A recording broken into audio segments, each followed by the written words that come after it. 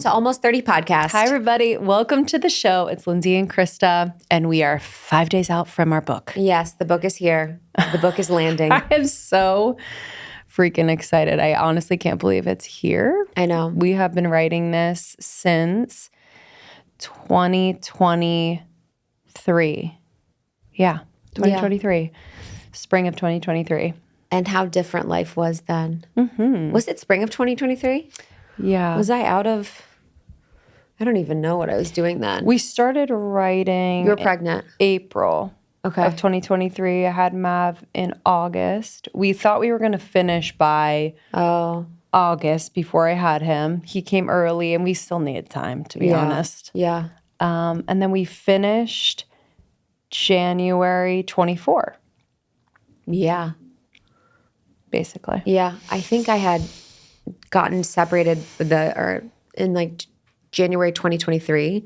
So it was like a few months after that, starting that process of this new journey. And it's so interesting because being in New York, that was like the beginning of my Saturn Return process, being in New York. And then I moved to New York for that relationship, and then ending and leaving that relationship as we wrote the book, and really coming into the person that I am through writing that book process.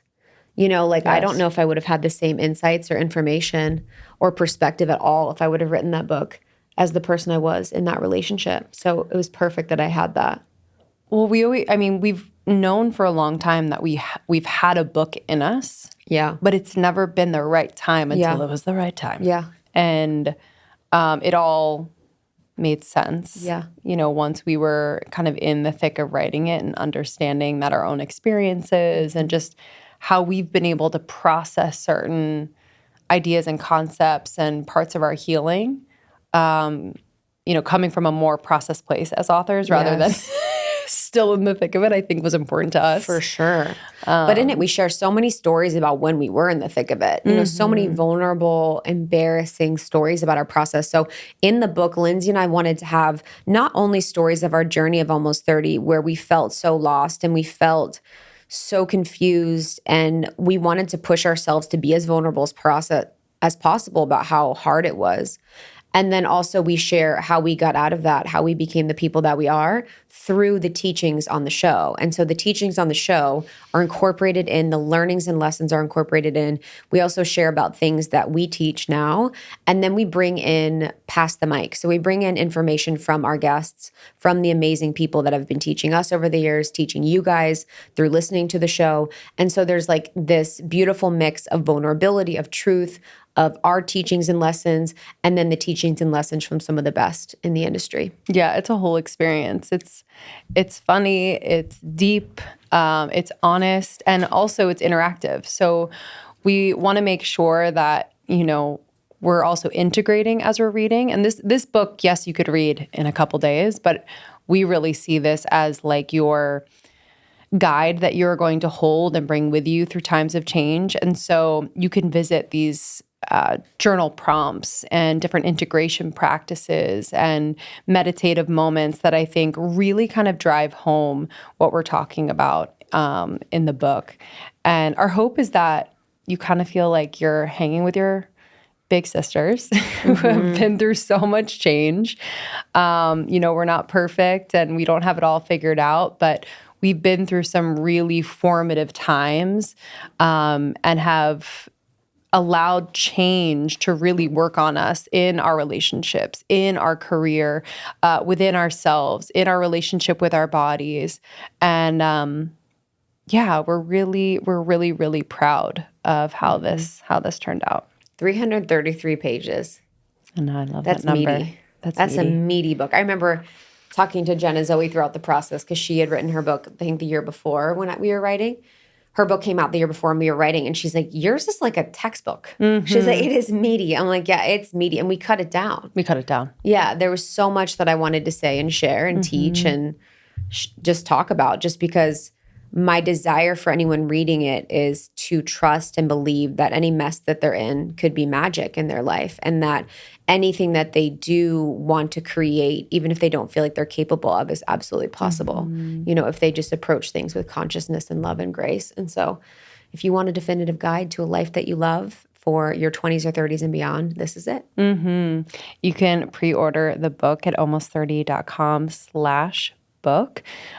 Pre-orders are really important. I'm just going to say it out loud.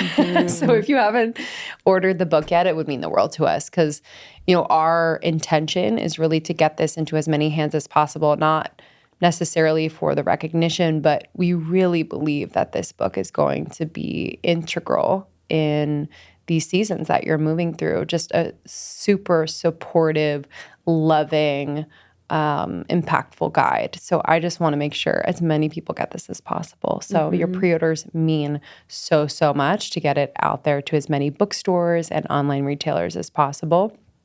almost30.com/book. And then you get a surprise. Yeah, you get surprises. When it comes into mail, you get surprises in addition to our pre-order incentives like our masterclass or the Saturn Return guide, where it breaks down how the Saturn Return impacted your specific chart. Or if it's camp, it's great to just have something that you order and then it's on the way and it comes. And you're like, this came at the perfect time. So today's episode, we wanted to share with you some of the insights that we've had over the years on the Saturn return period. So the Saturn return period is where Saturn hits the same point in the sky when you were born. And this is a period between 27 and 30 most of the time. And it's really when some of the most pivotal changes and transformations happen in your life. So not only is this astrological event happening where Saturn, the taskmaster planet, is really checking in on how you're showing up in the world, on the path that you're on. It's helping you adjust to make sure that where you're going is where you're meant to be from a soul level. So for a lot of people, this means rock bottom. A lot of people, this means breakups. A lot of people, this means losing jobs, quitting jobs, transitioning. It means a lot of different change and transformation. But all of this is for your greatest good, especially if you can approach it with consciousness, if you can choose the change happening in your life. Some people have really peaceful, easy Saturn returns that are beautiful because they're living a life that's aligned. Mine was absolutely earth-shattering, crazy, wild, but ultimately was what I needed for me to become more of the person I came here to be. And if I would have known that this was working on me during that period of my life, I would have been able to kind of pull myself up and out of the chaos a bit more and not be so defined by what I was experiencing around me and rather use it as a vehicle for transformation. I think we can get so convinced during chaos that this is our life and this is forever. And that's my hope too, is that people realize that this is such a potent opportunity and you don't have to be perfect throughout it and you don't have to figure it all out through it. But I think the point is just coming back to yourself, understanding who you really are and who you're really meant to be in this life.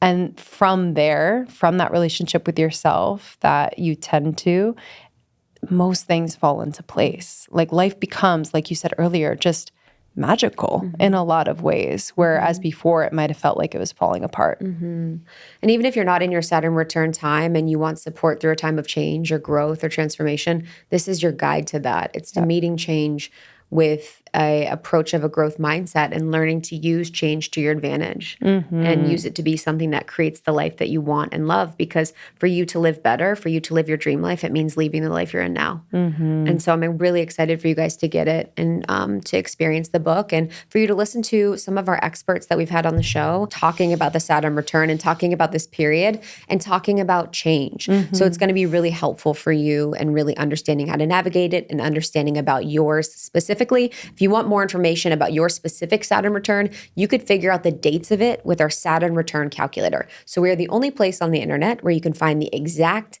dates of your Saturn return. So go to almost30.com and you can input your birth information and find the exact dates of your Saturn return. We also have a really beautiful guide that supports you in this process and helps you understand the specific planet's influence on your Saturn return. And then we have our book that you can pre-order now to get the support that you need. Yeah. All right, y'all. Thank you so much for listening. Cannot wait to see you on tour. We are going on tour for our new book upcoming in the coming weeks.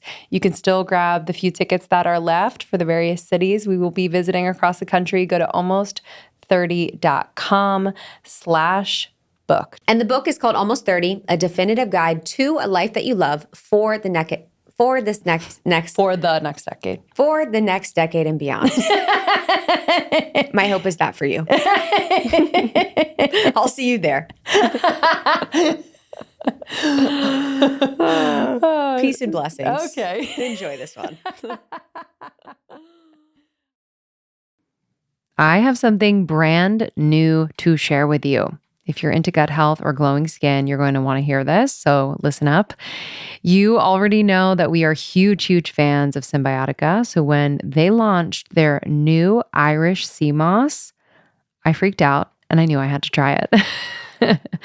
Okay, so I've tried sea moss once before. I didn't really take to it. It was kind of a weird texture. It was like not exactly something I was looking forward to taking, so I just kind of fell off of it.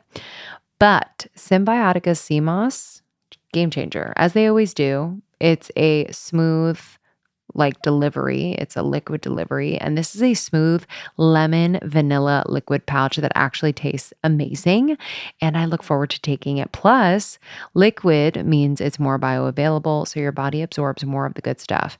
And each pouch is packed with trace minerals to support gut health, thyroid function, and glowing skin. And the added aloe vera. It soothes the gut and promotes a calm, happy belly, which, if you ask me, is the secret to looking and feeling your best, honestly.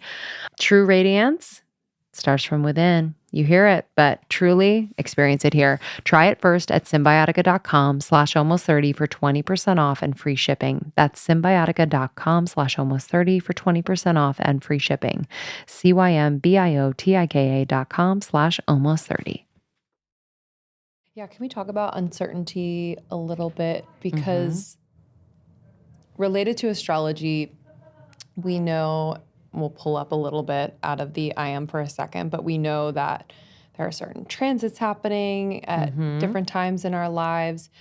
And so I guess what do you recommend to someone who is moving through a season that feels like very uncertain, whether it's like in their professional life, in their personal dating life? What can they look at? They can definitely look at the outer planets, that's Jupiter, Saturn, Uranus, Neptune, and Pluto, and do what's called a transit chart. So your chart never changes. It's a freeze frame snapshot of where all the planets were when you were born. But there's something called a bi-wheel chart. So you put your chart in the middle, and then you show the moving planets in another wheel around it, like a camera aperture, old school camera. So you can see how long a season is going to last. And then when you know, okay, I'm in my Saturn return, case in point. I'm not, but I'm just saying, like, a listener is likely to be. So you know that's 2.5 years. You're in kind of a boot camp. But you could also look at, where's Jupiter in my chart? What house is it falling in? Oh, it's in my 12th house of endings. So until next June. So why don't I not try to force myself, go explore my creativity, do things that are 12th housey? I would get a professional astrology reading or learn how to do a transit chart on your own. We have lots of materials for that. And just breathe through it, because you'll see those seasons do pass. But if you swim upstream and you may get through it, but you'll suffer all the way through. Yeah, I think those tough seasons, just ones that are especially like it's like an abyss. You can't really see a few feet in front of you. I think we want to just get out and rush through. And so if for those that kind of need to get out, I think it also helps to have a bit of a timeline astrologically to say like, okay, by June, there's going to, or around June, there's going to be some relief. And I think that really helps me to understand, you know, what I'm getting into. I mean, and we have PDF somewhere. I'll try to get you the link for it for people. The seasons of, we call it ages and stages of astrology. So there's your 30s, your 40s, your 50s, 60s, there's your 20s. Like you will have at age 42 what's called the Uranus opposition. Yes. So I feel like we talked about this and referenced. Yeah, we did. Adam Levine. Adam Levine. Yep. Okay. We did. It's the astrological midlife crisis. When your fertility is on its last gasp. So this Kundalini energy rises up and you suddenly feel like Uranus is the planet of youth. So it's like this surge of life force energy where you just want to sleep with everything in sight and preferably not what you're married to. And if you're married. And, it's like, if we don't know that that's coming, it's like, because I feel like we spend way too much time trying to be like, let me get everything perfect so nothing changes. And then it's like, that's so boring. Yes. We are not encouraged to, like, we're making 38,000 decisions a day, maybe more.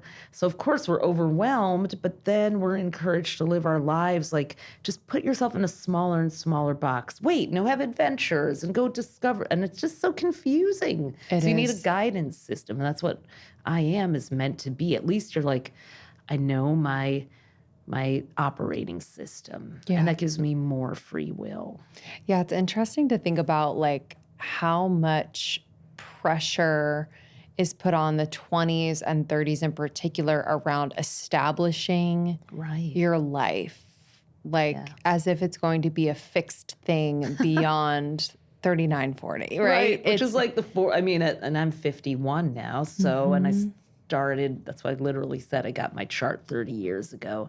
I can flash back to the 90s in a second, but I can absolutely say that your 20s and 30s are like a cool practice. I mean, a lot happens, but like legit, your 40s bring a whole new, and apparently your 50s do too. And you got your Chiron return at 49, 50. That's when a lot of women are like, even if I am happily married, all of a sudden, like, I'm the main act here. And I'm really interested in my own creativity and like going to Portugal with, and starting a Golden Girls commune with all my friends. I'm not saying I'm doing that, but if someone asked me, I would. And it's interesting that falls after, whether it's like childbearing age, where it's like there's kind of this resurgence of the identity of like your own identity. It's like, makes you, I mean, I know you guys, at least Krista is here for the aliens. I'm like, someone must have designed this, because this is too weird. Too weird. Okay. So that's helpful. I feel like for people moving through just that unknown. When it comes to relationships, we talk about all the time on the podcast, especially in this season where Chris is dating. Right. I'm married. There's just a lot of different flavors of conversation around this and a range of experiences in our audience. So this is going to be great.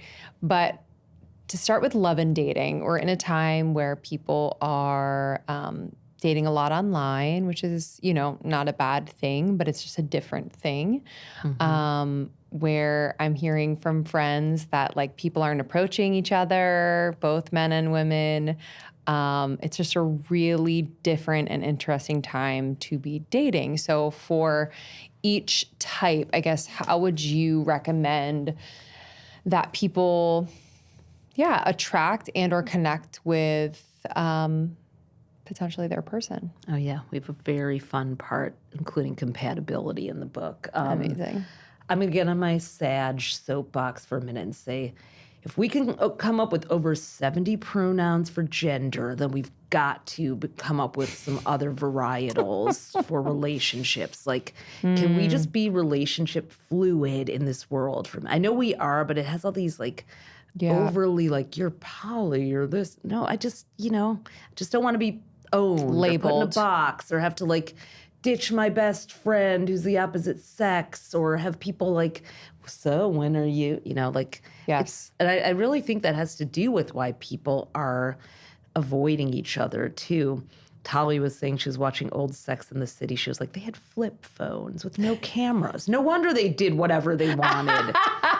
So like your relationship is happening on stage and it's like where you're going to fall on your face the most while the whole world watches. So no wonder people are like relationship shy. Yeah. So that's a great point. We gave a secondary name. The innovators are the idealists. I like to say the independents also. So I recommend for innovators, like, you don't ever have to live with your partner, or maybe keep a second space. I always have. Love that. If you can. Any way possible. What does that look like for you? Well, it looks like I've had this apartment for 22 years that, Amazing. If I have to rent it out or do whatever to keep it, I need a space on my own.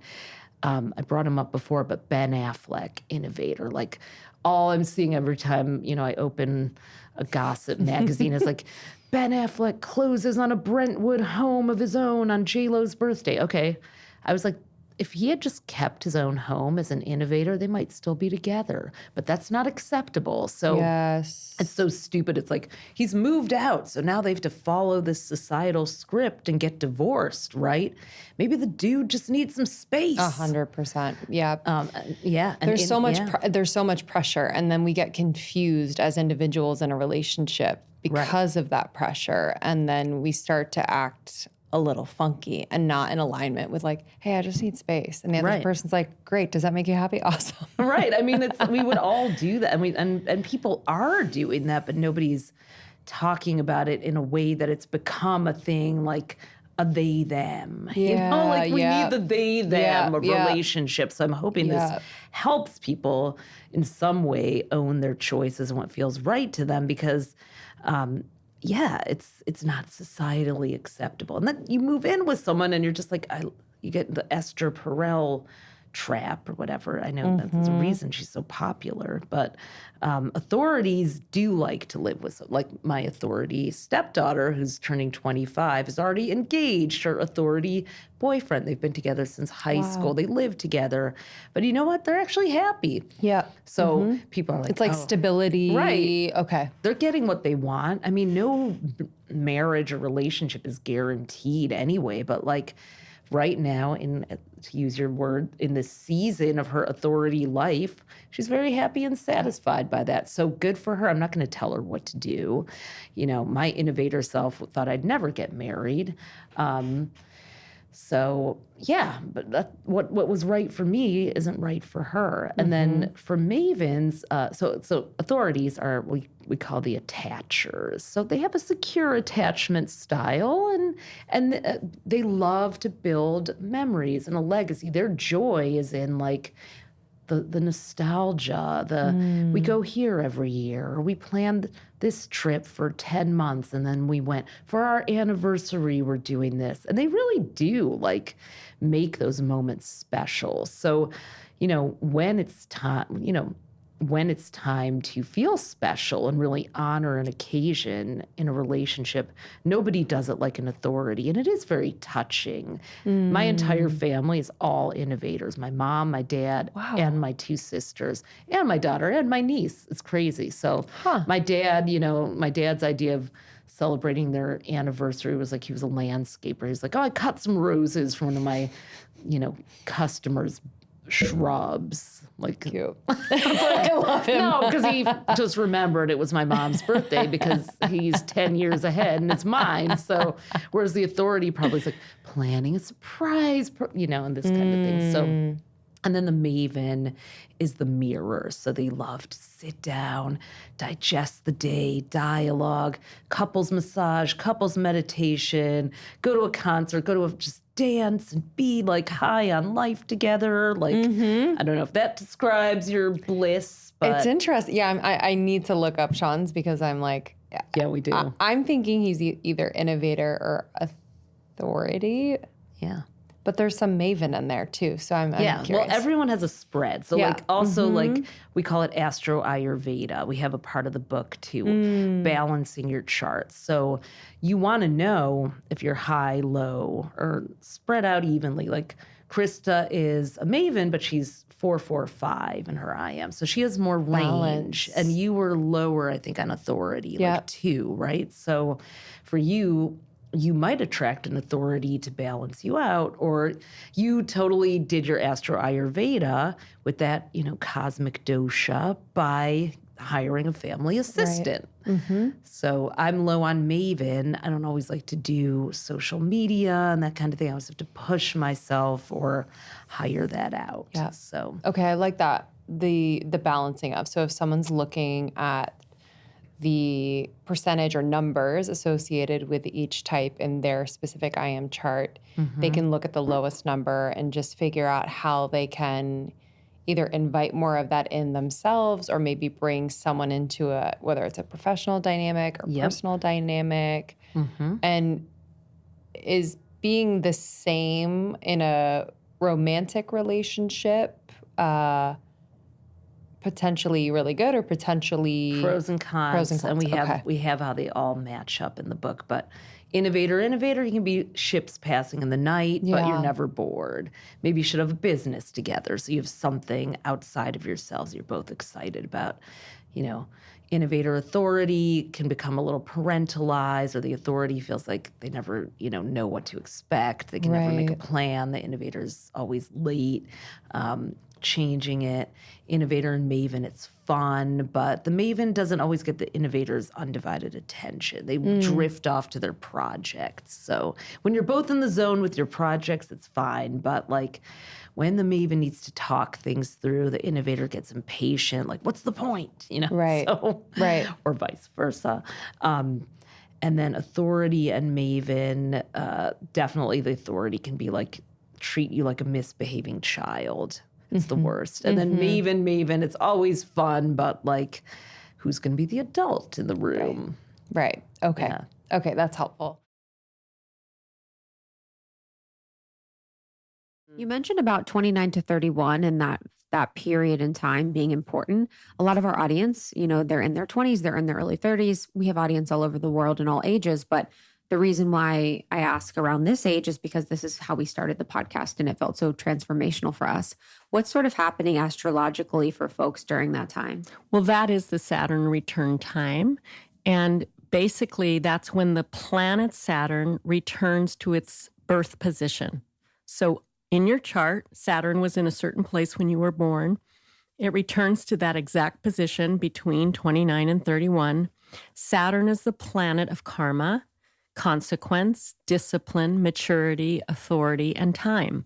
So when it goes back to that natal position, it's asking the question, who do you define yourself to be? Are you doing the work of fully being you? So one thing I notice, because I work with all ages, if people are doing their work, that Saturn return is incredibly fruitful. Like that's when I bought my first house. And even though I was crying, oh my God, I'll never be able to pay the mortgage. I was really upset about it. But it was a really major commitment to myself that I'm going to earn this money and do that.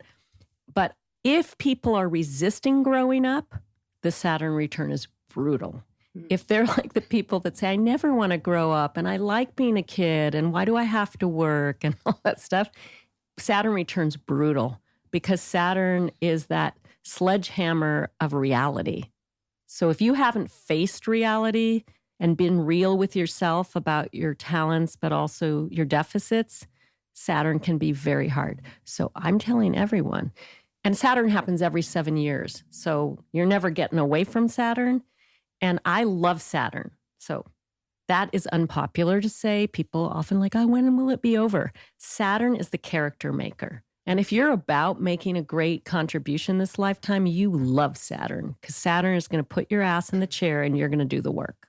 Or be depressed and, lame, victim and loser. Yeah. Like, here's another one I want to say to people, and very unpopular as a therapist to say this, but if you're still blaming your parents at 30, you're in trouble. Yo. I did. I'm down. Wait, I did. It didn't work out well. Yeah. To do that. It's very unattractive. It's also just, you're not taking responsibility. Yeah. You're stuck. It's like, I understand because people want to be heard in their pain. It's just, you're no longer living with your parents. 100%. It's up to you what kind of life you make and the trauma that you've gone through. And I went through trauma and lots of people go through trauma. It's up to you to heal that. Yep. You can't hold people from the past responsible for who you are now at that age. You said Saturn, you mentioned a 7-year cycle. It's every 7 years. Mm-hmm. That was every 27. So that's a Saturn return. Okay. Every 28 to 30, you go through your Saturn return. But Saturn makes an angle to Saturn every 7 years. So every 7 years, you're in a review of how far you've come with your own work curriculum. Wow. Your own soul's work curriculum. That's beautiful. Isn't it weird too? Don't your cells renew every 7 years? I think all it's the something cells in like your body that. and then your taste buds. There's biological, physiological things that happen too. Mm-hmm. Yeah, I think 7 years is a very, very important thing. It's often when marriages break up, 7 years, 14 7-year years, itch. 21 years, 28 years, because people hit a spot of real, difficulty, challenge, friction. And some people meet that and go, we're going to bust through that and get stronger and better. Because that's the other thing about Saturn. If you're having a really hard time, it's like setting the bone better than when it was, Yeah. or it can be the end of something. Mm-hmm. How did you feel overall about your Saturn return? I don't know, it's hard because my awakening and my Saturn return were around the same time. I had my awakening when I was like 26, or like just my reawakening. But then my Saturn return started when I was like 28. Mm-hmm. So I don't really know. It's hard to like mix the two. But I think I was at the corporate job trying to do a bunch of different things. Yep. It felt like there was a lot of friction, to be honest.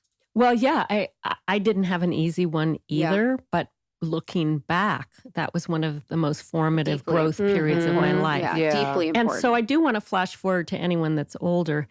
I've been in a Saturn period now for 2.5 years to my sun, my moon. But now knowing what I know, I'm not like, well, Saturn. I just really went, I'm going to be in a really productive period. And sure enough, right? I wrote my book, I did the things. But the complaining and the whining is good for a moment. But really, you want to look at those Saturn possibilities and say, what could I manifest in this time if I put in the effort? Oh, and I have something I've been really thinking about I want to share with all of you. Please. Let's hear it. In my book thing right now, I have to make a lot of asks, and it's really hard. You know how that is. So a really close friend of mine said, oh, I just always thought you're so good at that. And I went, you know what's really weird about being good at something? People don't realize it's because you make a lot of effort.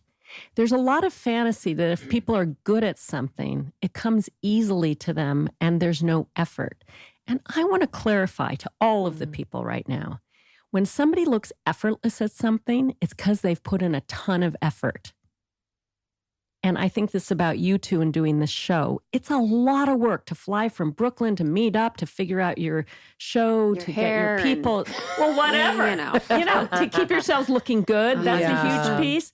But I just really want to demystify that, because I know I grew up thinking, God, it should be easy if I'm going to do it, instead of, no, actually something that you put a lot of time into and craft, you could end up looking like it's really easy, but you're actually a master at it. That's why it looks that way. We're technically millennials, but thinking about the younger generations, bless them, I think they're like so powerful in so many ways. And I think there's an aspect to what they see through social media and other forms of consumption where they're seeing lives of people and they're like, oh, they kind of want to skip the steps. Completely. And they're like, why do I have to work this hard? I just want to fill in the blank. And I think there is just so much fulfillment and purpose to that part of the process that, like, we know very, very well, starting on our closet floors, like the 7-year process that we've been in, that makes what we do now, yes, look perhaps effortless, but makes it more fulfilling. You earned it. Yeah. And I can also tell you, because I work with billionaires, millionaires, people that have inherited a ton of money, when people haven't felt like they've earned something, they tend to destroy it. Yes. Ooh. Mm-hmm. Wow. So the earning is a huge piece of what makes something fulfilling. I have a funny story. My granddaughter is 8, and for the first time, her parents were letting her watch the Olympics. And she really liked the ice skating. So we were saying to her, we're all very close. Well, Nora, if you want to start skating, it's like you have to do 5-6 hours a day to be this good. And she said with complete authority, no, I could just do like a day a week and be that good. And it's that thought, like, no, they have to do that work, but I am special and I'll just magically skate right into the Olympics. I kind of thought that way when I was younger. Right? And then rude awakening, and then I would quit. I'd be like, I'm out. Would you say then that Saturn's the planet of manifestation? It is. It is the planet you have to work with to manifest. And I want to also say people have gotten very confused by this whole manifest love, manifest money crusade, because unless it's aligned with greater spirit and a generosity toward life and community, if it's only self-referencing, they've missed the whole point. You can manifest anything, but if it's just for your self-embellishment, I've never met a person that's happy getting it. Never, not once. Mm. It's like the why. Why? Why do you want that sexy hot guy? Why? What do you think it's going to give you? Like, you're both in relationship, right? And I'm 26 years in.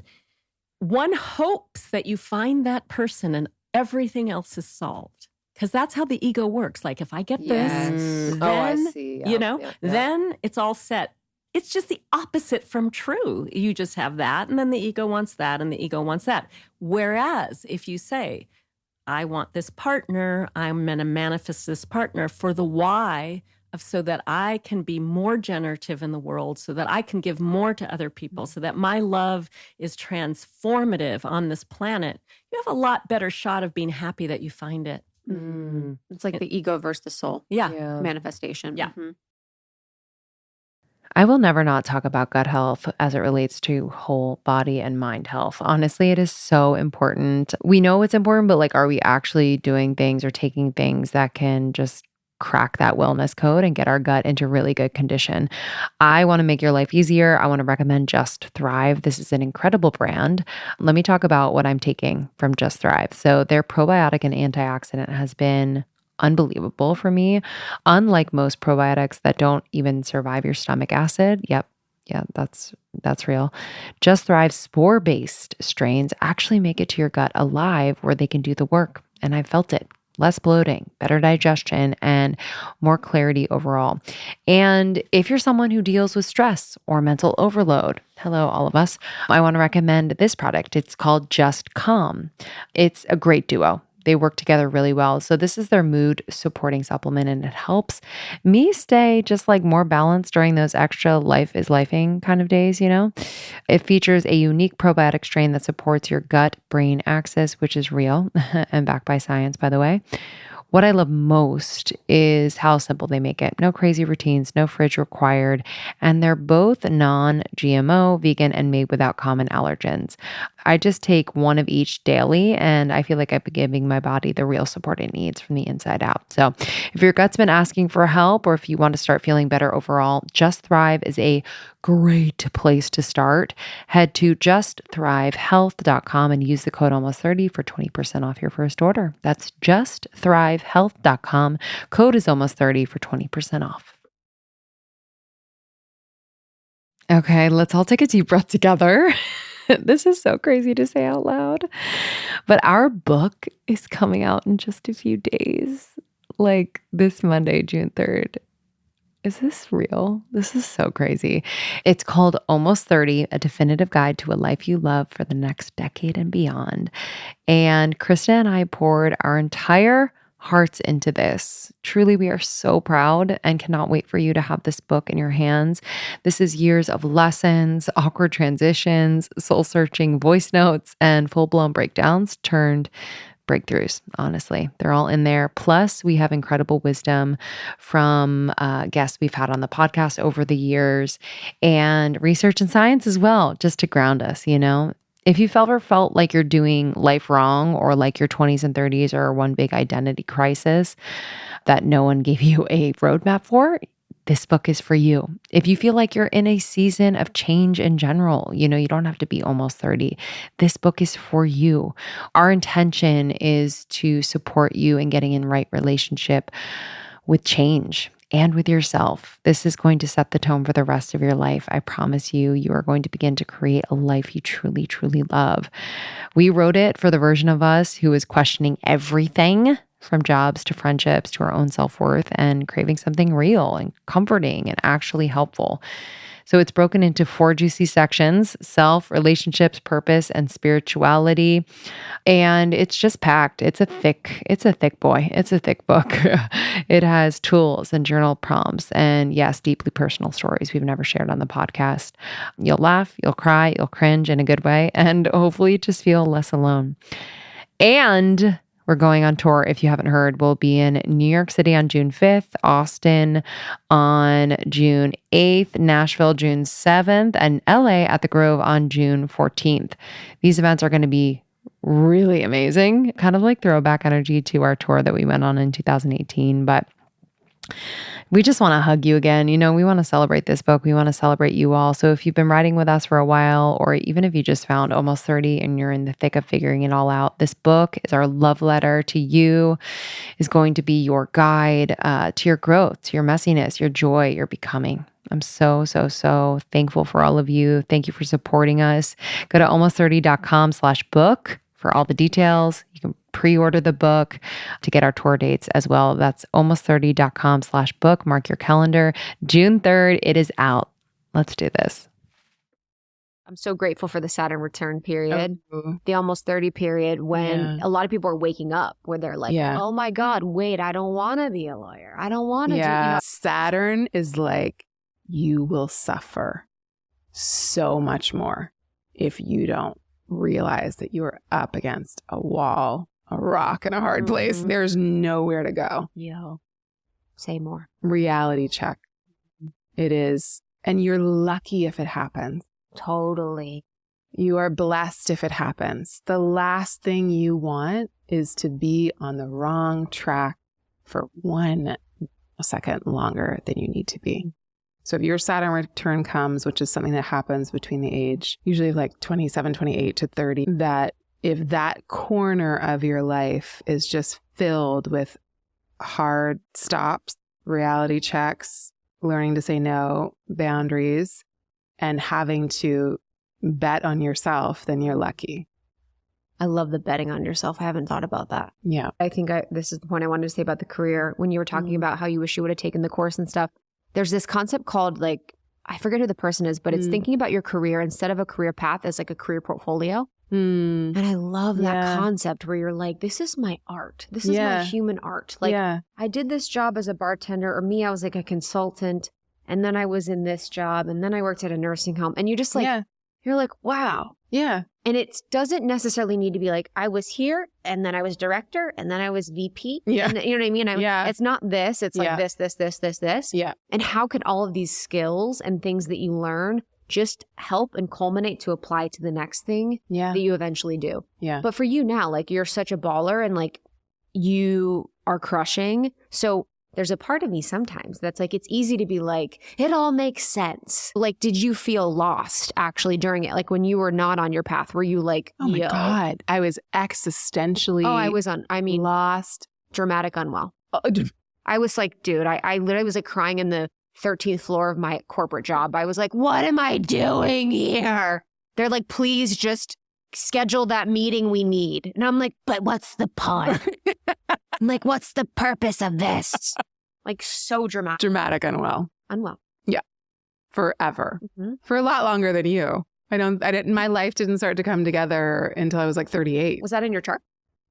I mean, I have a really harsh Saturn situation. And so if you do, there's a Vedic, which is Indian astrology kind of principle that says things will start to shift when you're 36. And it really did. 36 was a very helpful time. By the time I got to 38, it was like everything just fell into place. And so I will say, like, my whole life, I had this pressure on myself because I felt so ambitious and so driven, and I had no idea where I was supposed to go with it all. So it was like an engine revving itself up and like overheating and melting down and dramatic unwell. It took so long to get on the track, but then you look back and you're like, oh, well, it all adds up. But I had so much pressure on myself. I was like, this all has to add up to a perfect ending. And then I'm like, no, it doesn't. But it also kind of has. So also my story is something that is, in the end, at this point, at the end of the dramatic unwell, quite magical. But let me tell you, it's like 38 years of feeling lost and unloved and without a place in the world. And like, my potential was being wasted. My life was flashing before my eyes, and I was never going to find it. I just felt like such a loser, to be honest. I felt like everybody else has figured out how to life. Yeah, that feeling. And it's like this cellular soul feeling where I'm like, I'm fucking here for a reason. Yeah. And it's not like I'm here for a reason and I'm Tony Robbins and I'm like, yeah, but it's like whatever the fuck, literally, whatever the fuck this needs to do, like I have to do. We're going to get into numerology in a moment, but I want to round out our astrology conversation with Saturn return. So I didn't know you're in it now, which is so powerful. And anytime someone's going through their Saturn return, I'm like, I feel honored to be in their presence because I just know how big of a deal it is. And I'm just like, like, wow, it's such a big time for you. Yeah. Can we share with everyone one, like, where can they look in their chart to get some sort of guidance and or like breath of fresh air or hope in this time? Because it can be so chaotic. And if you want to set up just briefly kind of what the Saturn return is, that's totally fine too. Most people know, but we got some newbies here. Okay. The Saturn return is when Saturn comes back into the sign that it was when you were born. And so what I always like to say, it's like returning to sender. We come back to the original point, the lesson that our soul, it was born knowing we had to figure this thing out one day. And we recognize at 29, wow, have I been ignoring, pushing away this very, very important, crucial life milestone. So as dramatic as it sounds, you're meeting your maker at 29. You are coming home to sender, but it's very difficult because you have to undo 29 years of society, patriarchy, white supremacy, all of these things tearing us away. I just watched this amazing interview with Viola Davis. She went on Hot Ones, you know, that show where they eat hot wings. And she was so profound while eating these hot wings. But what she said is she feels like the whole purpose of life is the hero's journey of the hero goes out and they, you know, lose themselves. They go through all of these difficult things. And the only quest that they are actually on is just coming back to who they originally were.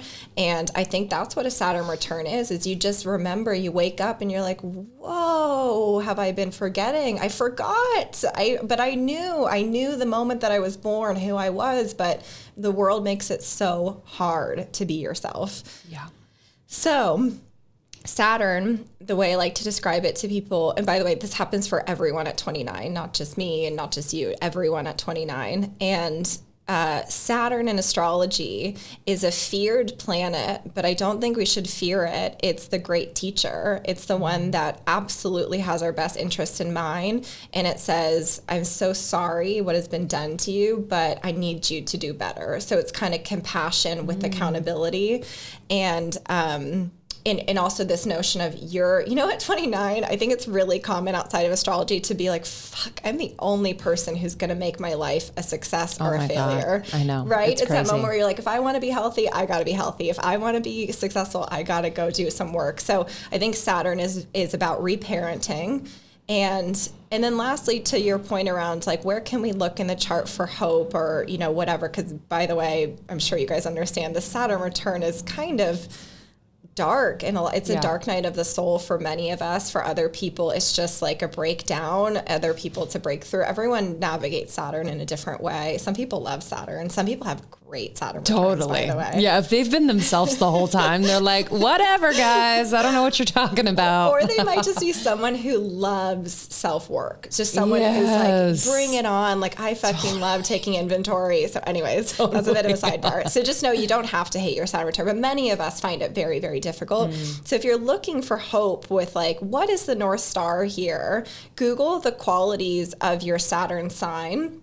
So I can kind of do this off in a riff because I can kind of gauge the age of your audience for the most part. Yes. Granted, we have some outliers, but let's say you're an older millennial, you have Saturn in Sagittarius. Let's say you're a middle-aged millennial, you have Saturn in Capricorn. If you're a younger millennial, you have Saturn in Aquarius. And I'm not quite sure, but I think maybe even youngest millennials are Saturn in Pisces. Okay.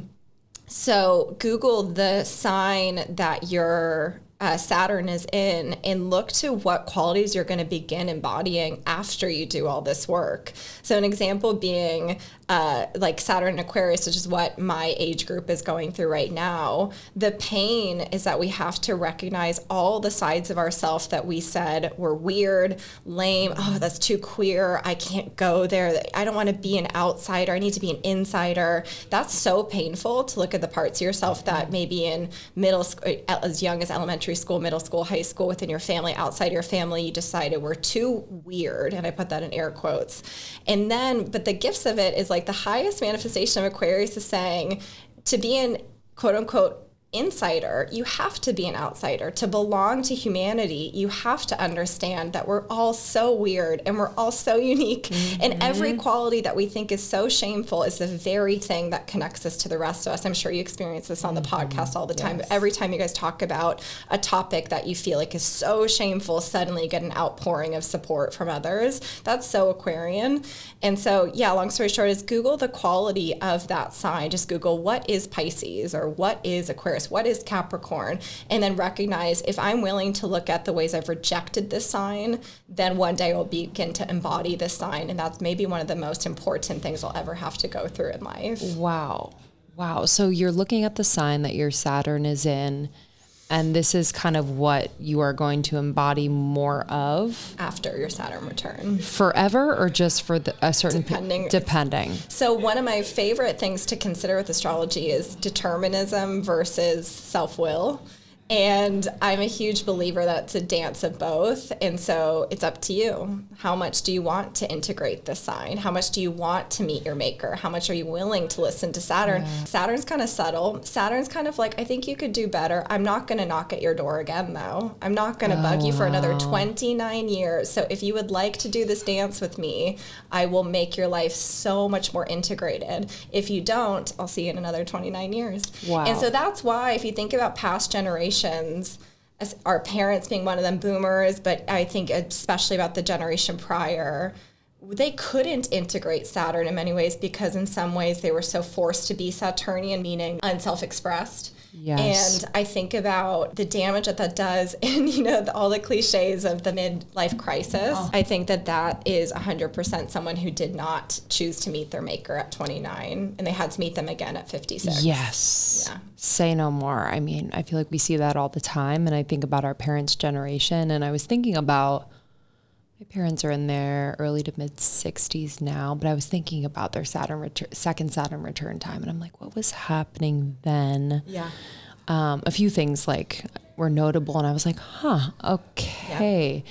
And to your point of that generation not being able to really face what was coming up during their first Saturn return is so true. And, that's why, as hard as your Saturn return is, I am thankful that we're living at a time now that these conversations are a bit more common, that self-help and all of these things are much less taboo, and it's really mainstream now. And that, I'm thankful, because I think about the older generations and I'm like, you didn't really have 100%. The resources, the permission, that was definitely frowned upon. Millennials, for all the faults that we have, I think we can take some credit for that. And that's because we're born with Pluto and Scorpio, which is, we literally are Plutonian. Pluto rules Scorpio. Scorpio is ruled by Pluto. We are the epitome of Pluto. So we say, what about mental health? What about trauma? And that's why we're called snowflakes, right? Because everyone's like, oh, boo-hoo. And we're like, but I think I could be a nicer, more capable person if I was willing to look at all this. Boomers generally were born with Pluto and Virgo, which is a trauma around perfectionism, a trauma around workaholism.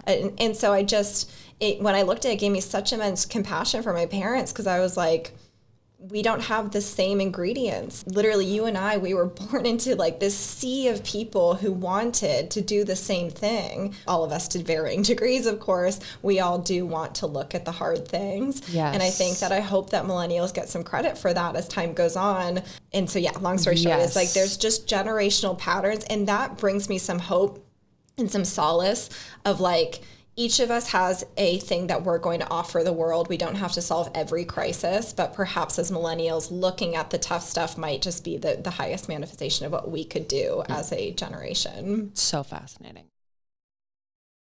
Thank you so much to all of the amazing guests we've had on Almost 30 over the years, and especially to these astrologers and teachers who were able to bestow so much wisdom on us about the Saturn return.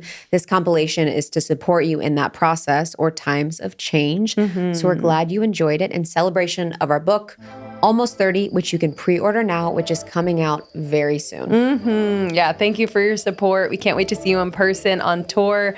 To learn more about our tour, the book, all of it, almost30.com/book. Love you guys so much. Bye. Later.